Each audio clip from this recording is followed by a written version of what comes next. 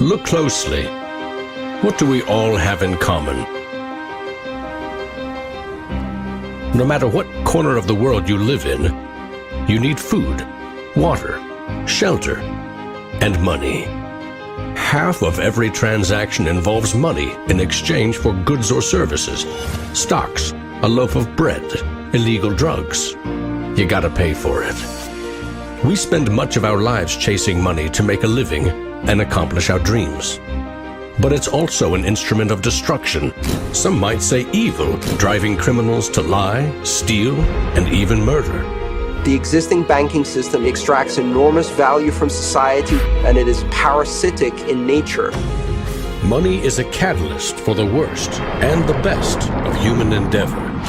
Before civilization, we created currency, fuel for wars, the path to power, champion and enemy of innovation. Money is so integral to our society and our global economy that its true nature remains a mystery to most. This is the story of money, perhaps the end of money as we know it.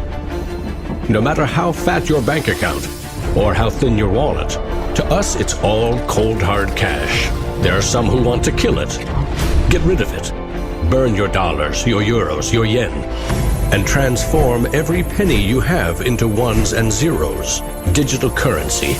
Entrust it to the web and computers spread across the planet. Magic internet money. It's called cryptocurrency, Bitcoin. Invented in secret, it was a gift to the world.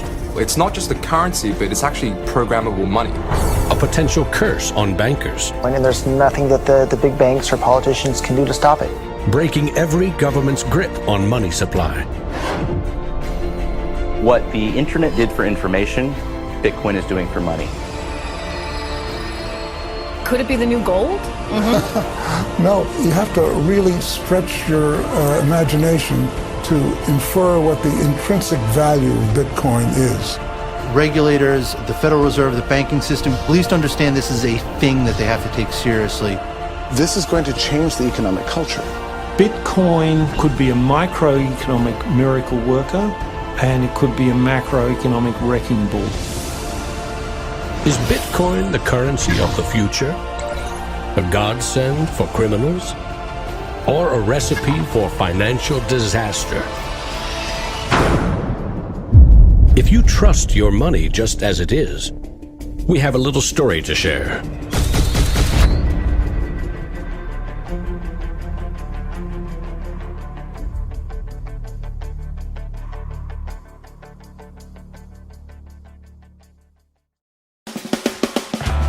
Once upon a time, there was a big party with everyone standing around the punch bowl, drunk.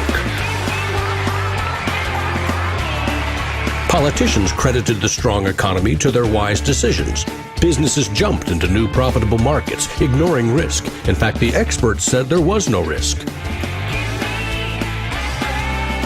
Then, troubling market data from minor countries spooked the markets. Rumors spread. More bad news rattled housing prices at the heart of the financial world. A major bank went insolvent. Investors and businesses made a run on the other banks, demanding their cash deposits. The largest financial institutions in the center of the modern world were frozen. Assets were seized. Banks foreclosed. A credit crunch threatened the entire world economy. And then, finally, the government stepped in. The largest bank bailout ever. Swift action by the head of state had saved the day. Remember that? No, you don't. It happened 2,000 years ago. Rome, 33 AD. Ground zero for the first recorded liquidity crisis and government bailout in history. The largest empire the world had ever seen was brought to its knees by a banking disaster. Emperor Tiberius used money from the national treasury to bail out the country's troubled banks and companies. History may not repeat itself, but it certainly rhymes. Badly. People in power and their money have always been at the very center of it.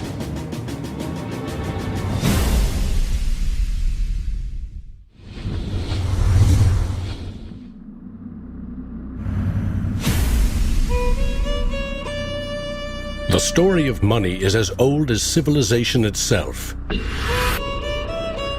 When we lived in small tribes, keeping track of debt was easy. You owed somebody a load of firewood. A neighbor owed you a piece of meat. Credits and debits were kept in your head, a mental ledger. Currency is a language that allows us to express transactional value between people. It's technology that's older than the wheel. It's as old as fire. When humans wanted to trade outside their tribe or village, they needed something everyone could agree had value, something scalable. Enter commodity monies. There were many kinds, but each had to embody the same 5 characteristics. A commodity money is relatively scarce, easily recognizable, can be cut into smaller pieces. You can substitute one piece for another of equal value, and you can carry it around without too much trouble. In ancient Rome, it was salt. The Aztecs used cacao beans. It was whale teeth on Fiji, yak dung in Tibet, shells in Africa and China. Grains, metal, ivory, rare stones, leather, fish. If it had the 5 characteristics of commodity money, someone probably used it as currency. And then you ask, what value do these currencies have? If you go into a primary school, you'll see children exchanging rubber bands and Tamagotchi and Pokemon cards and baseball cards and sweets and candy and any other form of currency. People invent currency when they have no other currency. And now they're going to invent digital currencies. But commodities that aren't durable are a lousy store of value. A bad cacao crop or a huge new salt discovery can throw your currency and economy into turmoil. A more stable system was needed. About 2,500 years ago, the first metal coins were minted in China and in what is now Turkey. These coins shared the same 5 characteristics with commodity money, but were also very durable. In some cases, coins are the only thing left of entire civilizations. Money does not originate with governments. Money arises naturally as markets begin to develop, and as people with a division of labor realize that if I have eggs and you have a cow, we may need some medium of exchange in order for you to buy my eggs or for me to buy your cow. Coins were an objective and universal unit of account, and they allowed people to buy and sell goods over vast regions. The market economy was born. Coins worked, but only if people trusted that the king or emperor who issued them wasn't cheating on the metal content. Using coins also meant that an authority now controlled the supply of your currency. Money and political power were inextricably linked, centralized. Minting coins in a steady and predictable manner allowed economic growth and stability. The Wushu coin in China retained its value for 500 years. In Constantinople, the solidus lasted for 700 years. But in those times, the coins didn't have the milled, this sort of milled edge. They were flat, and what used to happen was, as coins were passing from people to people, people would cut little bits off. And in fact, in some of the taxation that the kings would do would actually be take 1/8 of the coin off. Taxes built castles and financed military campaigns, expensive hobbies. Soon, royal mints were substituting cheaper metals for silver and gold. This is called debasement, and Europe's kings made a habit of it. The currency of France was debased every 20 months for 200 years. If no one can trust the gold or silver content of your coins, how can you trade with other countries? International merchants found a solution. They recognized that one person's debt has value. It can be traded or transferred. When those IOUs came from reputable sources, they could be used as a form of money, paper money. This money was not based on hard commodities or metal, but instead on someone's promise to pay. Merchant families like the Medici in 15th century Florence acted as clearinghouses for these IOUs. It worked like this. an English trader ordered a shipment of Italian cloth from the Medici for 100 gold coins. His promise to pay the Medici was put on paper. Meanwhile, the Medici owed 100 gold coins to another trading partner for delivery of wine from France. The parties didn't go to the expense of transporting and exchanging gold coins. Instead, the paper was transferred. Everyone agreed that the paper had value, 100 gold coins, but only because everyone trusted the Medici as solvent middlemen.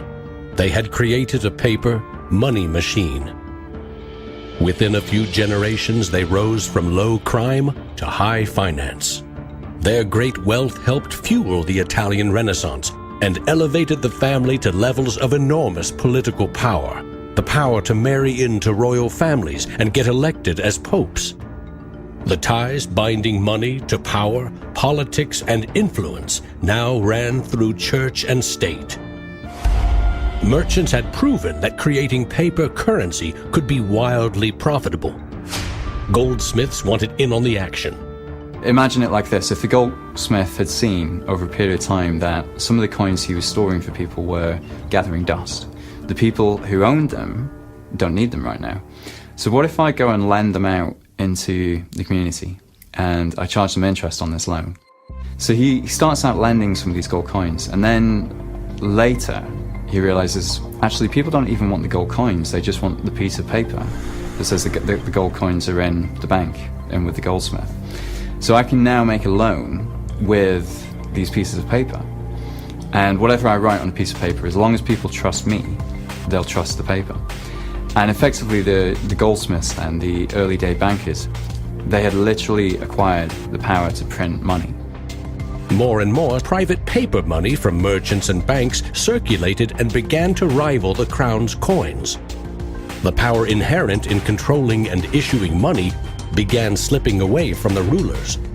They couldn't tax or debase this new kind of money, but they had bigger ambitions than ever with trading posts, colonies, and empires that now stretched across the globe.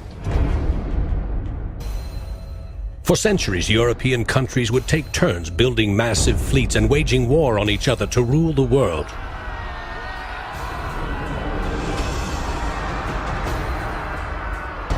Government wanted to take the people's money in order to finance its wars. That's essentially the history of money. Money and warfare go together. War is expensive. 1 year's income taxes simply aren't enough. Kings and queens had to borrow money against future taxes. They needed a groundbreaking financial innovation: government bonds. The loans came from rich merchant families and goldsmiths, who by now had become powerful financiers and bankers. Sovereign debt and deficit spending had been born.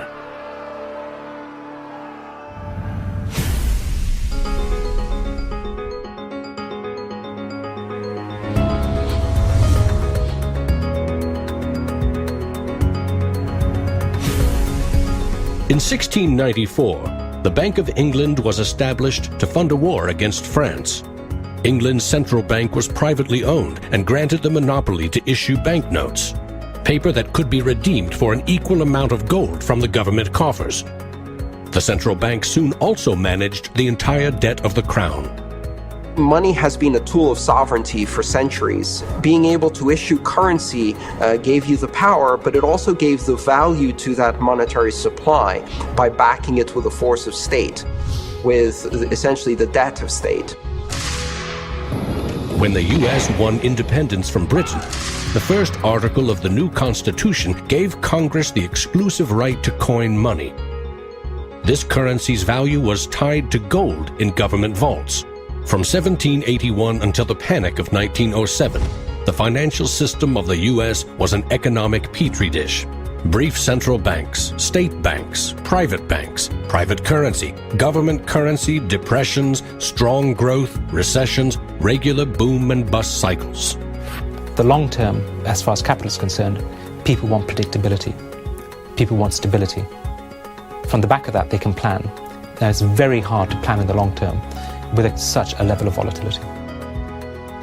In 1913, bankers and politicians decided that it was in the country's best interest, and theirs, to have a permanent central bank.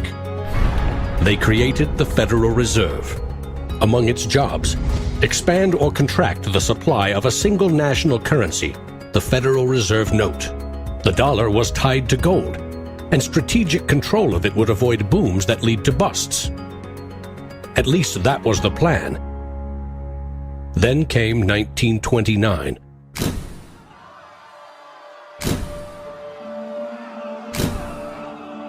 The Great Depression would have a profound effect on monetary policy worldwide.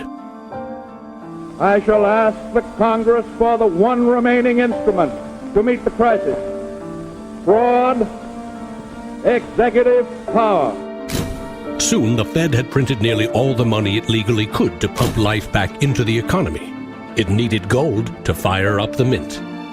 So in 1933, President Roosevelt issued a controversial executive order, forcing all U.S. citizens to sell their gold to the Federal Reserve at a fixed price, or go to prison. The Fed offered far more cash to foreign governments for their gold. Many jumped at the offer. Gold flowed in, and dollars spread across the globe.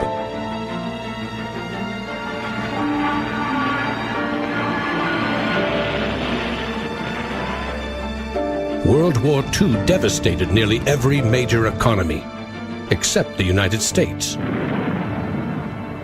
The military and industrial juggernaut emerged as the global financial superpower.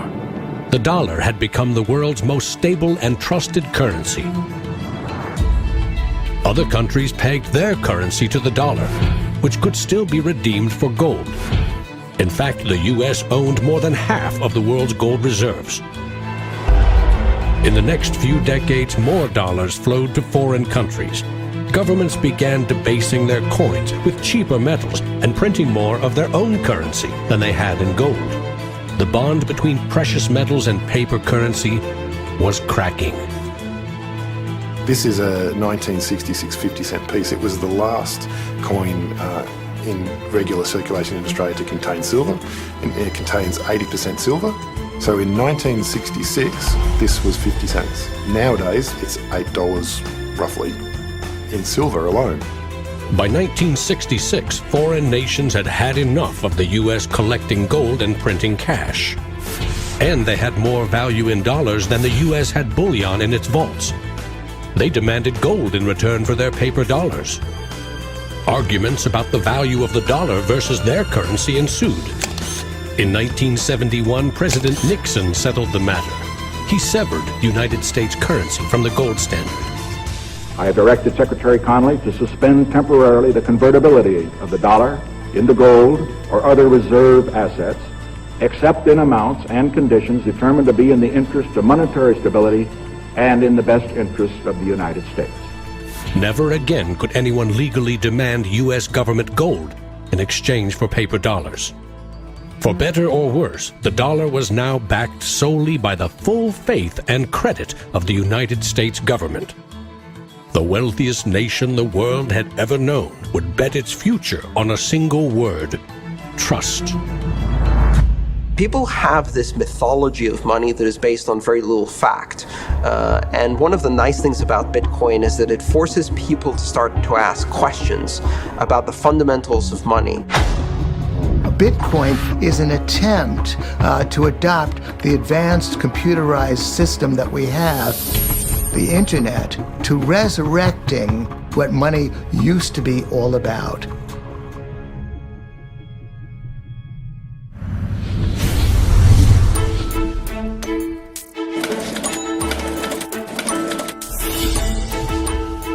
I think our dollar policies, our monetary policies, our fiscal policies have absolutely created a nation of debtors. Not just personal debt, not just corporate debt, but government debt. I mean, you have to look at those all together as one big thing. What is the wealth of the nation? Well, the wealth of the nation is a gigantic hole of money that we owe to the rest of the world that is never going to be paid back. Today, the United States pays more than $400 billion in interest to its creditors every year.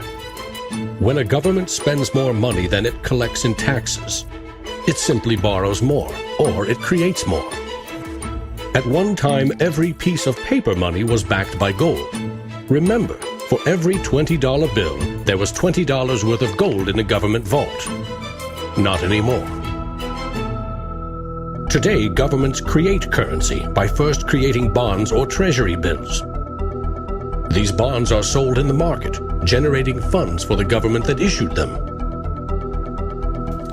Large banks buy U.S. bonds to flip them, selling them to the Federal Reserve at a profit. This is the magic money machine. You see, the Fed is America's central bank, but it doesn't have any money. No cash on its balance sheets. When a bank buys a bond and takes it to the Federal Reserve, the Fed simply says, "Thank you, Mr. Banker. Here's the principal and some profit." New money isn't exchanged. It simply appears on the bank's accounts. Magic. For 100 years and counting, the precise mechanisms of these bond purchases have remained a secret. Here's where it gets really interesting. The Federal Reserve is not a government agency. It's a private entity, and its shareholders are banks which earn a dividend. As much as $80 billion per year total are paid out to some of the very same banks that sell the government debt to the Fed. Which banks? Don't even bother asking. That's also a secret. In other words, the magic money machine answers to no one. The Fed also sets the bar for how much interest you pay for a car, home, or business loan. The Federal Reserve has been given the impossible task of trying to run the credit and monetary system as though we are the Soviet Union. It's the central planner for the key aspect of capitalism, which is how money and credit is allocated. The Federal Reserve, on balance, does not help the economy. On balance, it hurts the economy. And it's bound to make mistakes, even with the best of intentions. The Fed is also supposed to boost employment with low interest rates, encouraging people and businesses to buy more goods and services. Governments getting involved in money is a good thing, and it's also a bad thing. It's a good thing because money is the arteries of the economy, the blood supply of the economy. Markets are subject to bouts of euphoria and despair, and it makes sense for governments to back currency and manipulate it. Moving the money supply up and down is the most powerful way to sedate that boom and bust cycle. Manipulating the supply of money has short-term and long-term consequences.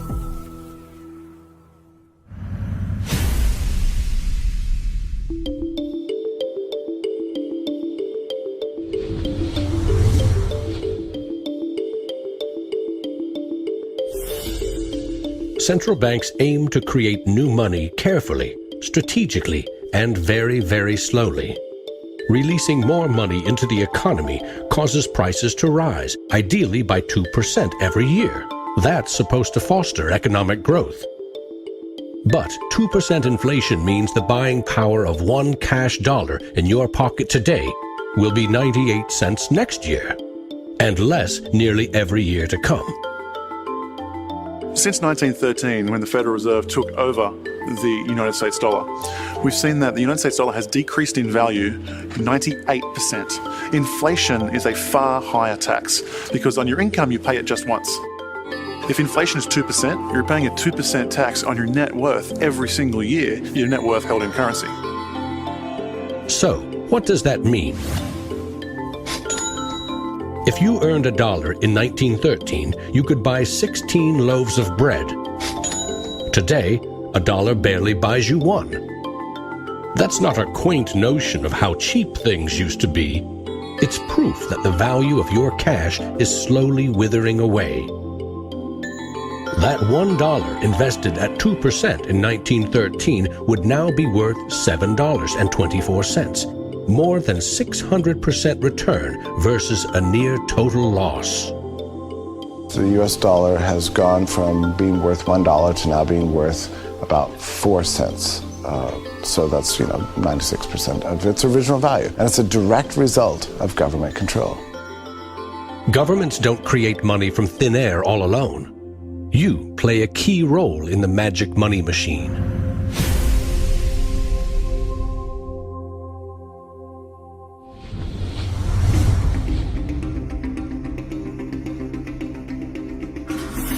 It's not really the central banks that are the problem. I mean, they're part of the problem, but the real problem is that we've given the power to create money to the same banks that caused the financial crisis. We put our paychecks and savings into a bank account and draw from it as we need it. The banks are custodians of our money. Right? Wrong. It is now the property of the bank on their balance sheets. They can do just about anything they want with it. For example, create new money. Here's how. Your bank account shows $100, but the bank only holds $3 and loans $97 to Bob to buy something. In the bank's computers, you still have $100 in your account, but Bob now has $97 of new virtual money in his account, just digits on a computer screen. There's no cash, no gold, or anything else backing up the new numbers in Bob's account. Just his promise to pay it back. This is new money created as debt. When those $97 are spent, say in a shop, the shop owner deposits into another bank, and it is lent out again, and again, and again. And each of these people have numbers in their accounts showing that they own this money. So your original $100 has multiplied. Now there are over $3,300 in the system. This process of loaning out far more money than a bank actually has as cash on hand is called fractional reserve banking. In the UK, 97% of the money that exists is just numbers in the computer system, and those numbers are created by the banks. Banks earn untold billions in interest every year by creating and lending virtual money. What's more, banks don't even need your deposit to create new money. If they consider someone credit-worthy for a loan, they can put new magic money into his or her account and start charging interest. So reporters talk about Bitcoin as though it's the first digital currency. But actually we use digital currency every time you make a transaction through internet banking or through your bank card. Actually, it's not even just digital currency, it's digital currency that is created by the banks, essentially out of nothing. In other words, all new money is debt. This is the part of money creation that isn't taught in economics class. Money in paychecks, bank accounts, 401ks, that loan to Bob, credit card debt, your home loan, all began life as virtual money created by the banks. The entire system is based on trust. Trust in the bank's solvency. Trust in the debtor's ability to repay their debt. If all bank customers demanded just 3% of their deposits right now in cash, this run on the banks would reveal the truth. Almost none of that paper currency you think is in your bank account exists. It never did. Remember the drunken party? Our financial crisis had everything to do with virtual dollars. Too many people with very little income borrowed a lot of money they could never repay. But the banks didn't care. They didn't have to. They quickly made and sold shaky loans to someone else for a profit. And I got them all approved. Hey! Apply now. Selling bad loans was a good business until the whole thing blew up in the global financial crisis.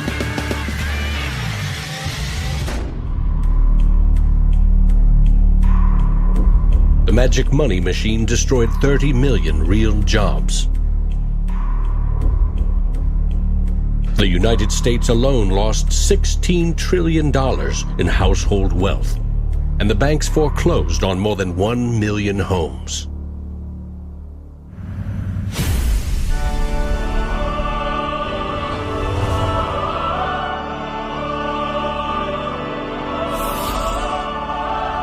Selling subprime loans and betting they will fail may not be sacred, but it is lucrative. As much as 1/4 of our best and brightest are being lured by the siren call of the money machine. Instead of science, engineering, or medicine, they chose a career betting with other people's money. To get rich quick, very rich. And sometimes they take shortcuts. Getting by on a nickel and a dime. Money has a funny way of bringing us down.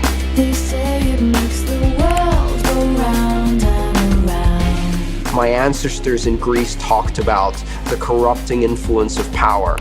And nothing has changed in these 3,000 years. When you give control over massive amounts of money to a few individuals, they will take advantage of that control. Banks today are factoring in fines and money laundering and all the rules that they break into their cost of doing business. JP Morgan is today coming out and saying that Bitcoin is not a legitimate way of doing business. Banks today are tied into a system that is completely rigged to basically harvest money from the entire global economy and pump it into the hands of very few. Don't get consumed by greed. The existing banking system is cozy, it's captured the regulators, it extracts enormous value from society without delivering anything in return, and it is parasitic in nature. The banks play a very pivotal role in an economy. You look at any successful economy, it has successful banks. There's a very close correlation with banking profits and the economy as a whole.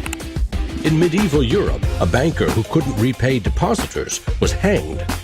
Today, that same banker would get bailed out, paid bonuses, and enjoy some tax benefits too. To date, no senior U.S. banking executive has been charged for selling the bad loans that fueled the Great Recession.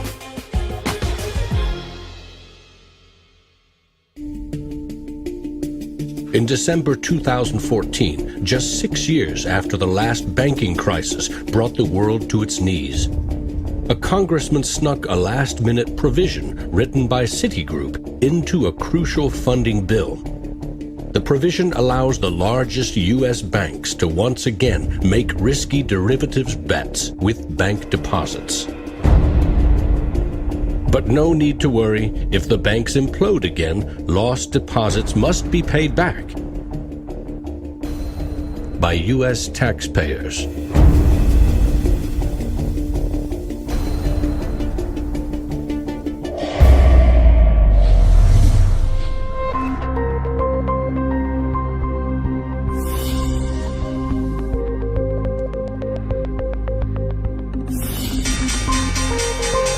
Today's financial innovators package assets in ever more complex ways, slicing, dicing, securitizing, always using someone else's money.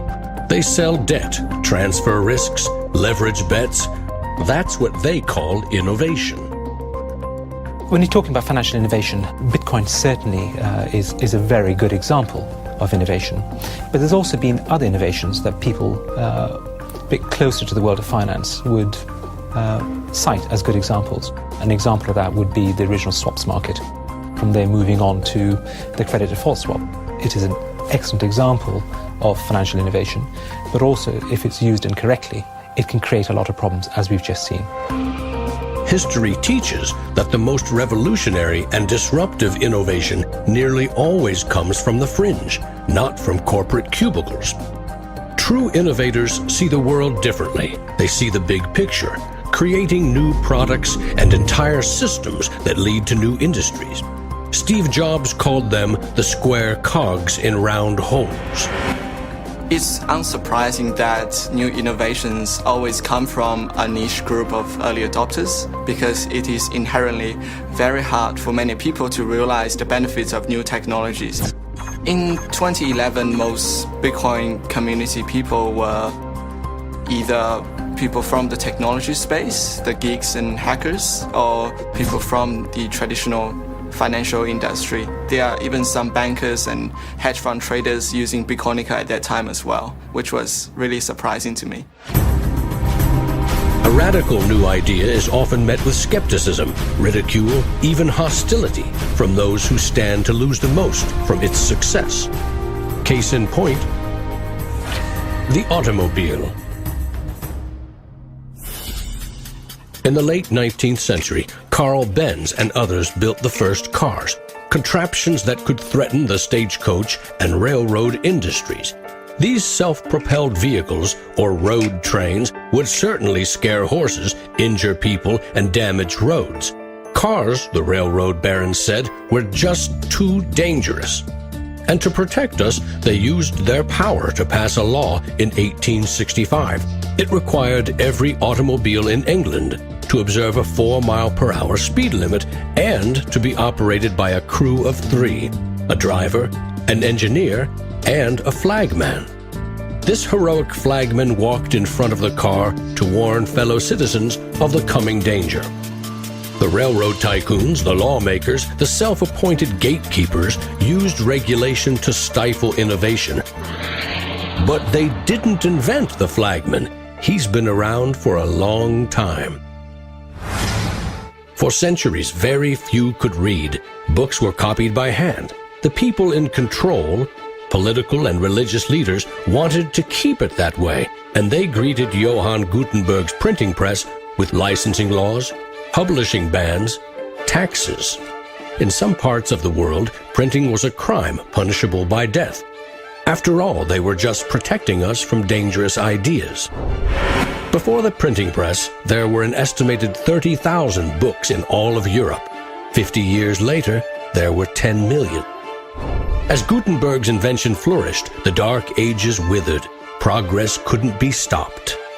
But the flagman never stops trying. His masters set him loose on each of these innovations because they threatened someone's profits, someone's control.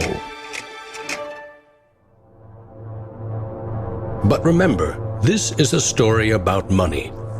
What if a technological innovation allowed anyone in the world to be their own bank? To create a currency free from taxes and banking fees?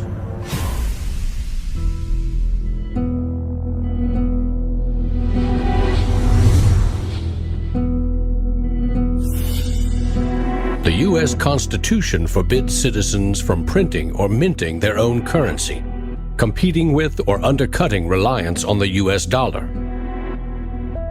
In 1998, Bernard von Nothaus decided to test the resolve of the federal government. The Liberty Dollar was available in gold, silver, platinum, and copper. It was available in 3 forms, both in specie, in other words, gold and silver, in paper, as warehouse receipts, and in digital form. Obviously, the government didn't like it. They arrested me and convicted me of counterfeiting, fraud, and conspiracy, and I'm currently awaiting 22 years sentence in federal prison. Lesson learned. At a hackers convention in the Netherlands, there was a young hacker there who used the alias of Satoshi Nakamoto. And he talked to a friend of mine, and he identified the Liberty Dollar and me as inspiring him to create a new currency. Bernard von Nothaus's arrest for creating private money may also have inspired Bitcoin's inventor to keep a lower profile, publishing the invention under an alias and vanishing. Part of me is interested to know who Satoshi is. Maybe that's part of the mystique of the story. It's completely irrelevant to the functioning of Bitcoin because we have the code to read, but it would be kind of fun to know. Who is Archimedes? Who is Euclid? We don't know. We don't know if Euclid was one person or multiple people. And you know what?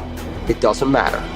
Euclidean geometry works whether I know who Euclid was or not, whether Euclid was a moral and good person or whether he was a corrupt plutocrat and a bastard. Science and mathematics have essential truth that stands alone, irrespective of its inventors and irrespective of their motives. Well, Bitcoin is a system based on mathematical truths, and these mathematical truths stand alone. We can read the source code in Bitcoin and understand it, and it will be true whether Satoshi Nakamoto is a man, a woman, a collection of individuals, a government agency, or aliens from the future. Bitcoin is digital currency and computer software. Capital B Bitcoin is the shared code that creates a global payment network using computers connected to the internet. Bitcoins are virtual currency, digital money created, stored, and exchanged on that network. But unlike virtual dollars created by a banker, this new currency was created with math by an anonymous inventor. Bitcoin is an open-source software protocol like much of the code supporting the internet and email. Open source means anyone, everyone can use the protocol. No one person or company can control it. Every change to the software is public, open, and transparent. The code was first developed by Satoshi. Then there were dozens, now hundreds, of programmers constantly collaborating to improve Bitcoin's features and security. So what makes Bitcoin a breakthrough? It tackles an ancient human dilemma and solves a computer science problem. Any shared information or data can be flawed, corrupted. Anything can be faked. How do we know that what we're receiving can be trusted? In our traditional mindset, it's very important to know who is behind this currency because their reputation is significant in knowing that our funds and the true wealth is actually safe. In finance, we rely on trusted third parties like banks, credit card companies, remittance services. They keep track of money as it moves from one account to another, and they charge us handsomely for it. We trust that their digital ledgers of credits and debits balance. A financial system that cuts out these middlemen could be faster, cheaper, and more secure. But Bitcoin is digital. Music and movies are easily pirated, copied, stolen. How can a digital currency retain value if anyone can make 1 million copies? The answer is at the core of Satoshi's invention. A Bitcoin is not a file on a computer. It's an entry in the publicly distributed database called the blockchain. Just as the Medici kept a ledger of credits and debits, today's banks record each transaction as a plus and minus in their ledgers. Now we call them databases. Bank accounts are replaced by a digital wallet that you alone control. Bitcoin's ledger is the blockchain, a record of every Bitcoin in existence and every Bitcoin transaction ever made. It always balances because no Bitcoin ever leaves it. When a Bitcoin is sent from one digital wallet to another, what they are really sending is control over that part of the database. Code that is a unique key for the new owner. As the network processes transactions, it constantly synchronizes the one ledger across the global network. Each computer or Bitcoin miner has a complete and identical copy. And because the blockchain is public, it cannot be controlled by any one person or computer. Owners of the Bitcoin mining computers are rewarded with new Bitcoins for processing transactions and keeping the network secure.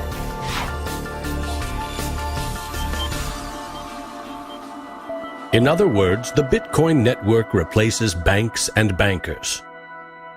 Today, the combined computing power of this global network is greater than the 500 biggest supercomputers combined, times 10,000. And because every transaction is verified and recorded by the network, a Bitcoin cannot be forged. Digital currency cannot be debased with cheap metals or printed by the billion at will. Too much currency can unleash a monster, skyrocketing prices, trillion-dollar bills that can't buy a loaf of bread. There's a big movement in the U.S. demanding that the Fed be audited so we can find out what they're doing.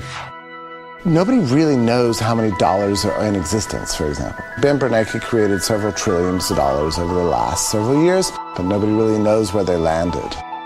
At any time, for any reason, the central banks can print as much money as they want. They call it fancy things like quantitative easing. And when they do that, it makes the dollars or euros or yen that you and I have worth less. So if the world starts using Bitcoin as their currency, It can't be controlled by central bankers or politicians.